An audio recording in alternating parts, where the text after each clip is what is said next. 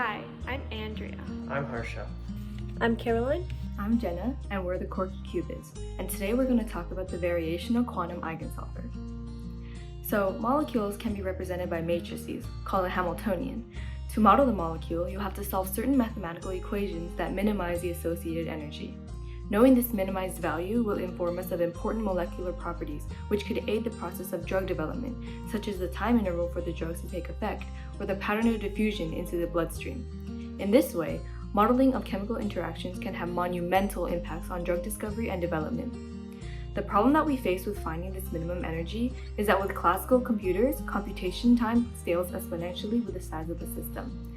Working with larger molecules gets very expensive very quickly.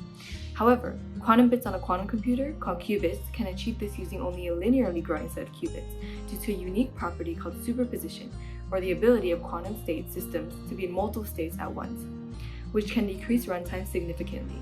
In this manner, quantum computers harness the unique principles of quantum mechanics. Quantum algorithms, in turn, often utilize these principles to efficiently compute answers to classically unsolvable problems, such as minimizing the energy of the Hamiltonian in the case of the VQE. The VQE can also be applied to many other fields besides chemistry. Using computer simulations, the VQE can be applied to advanced material science, chemical engineering, and even finance for portfolio optimization, as well as stimulate developments in fields such as nuclear physics, high-energy physics, and vibrational spectroscopy. For this problem, an algorithm called quantum phase estimation was proposed.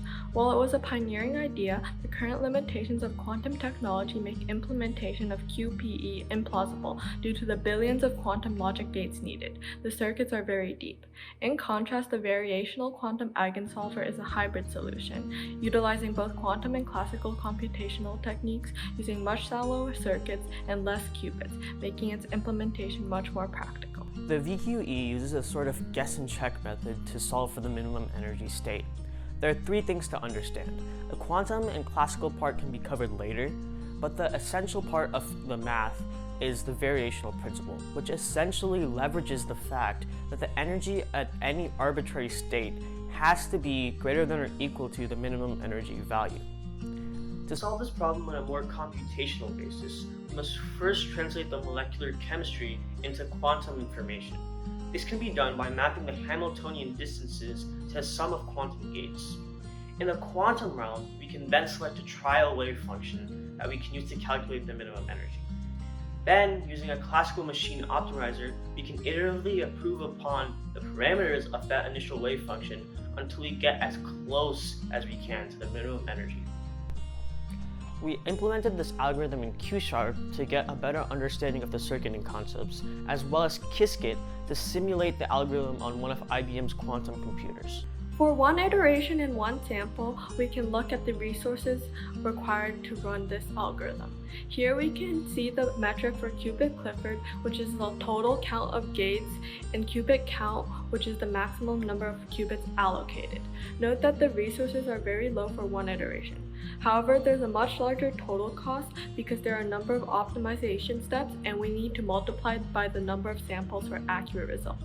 We can then look at a graph comparing the number of Clifford gates used for QPE and VQE for 1,000 samples. We can see that VQE uses much fewer resources and a smaller molecule like H2 is much more feasible compared to a larger molecule like caffeine.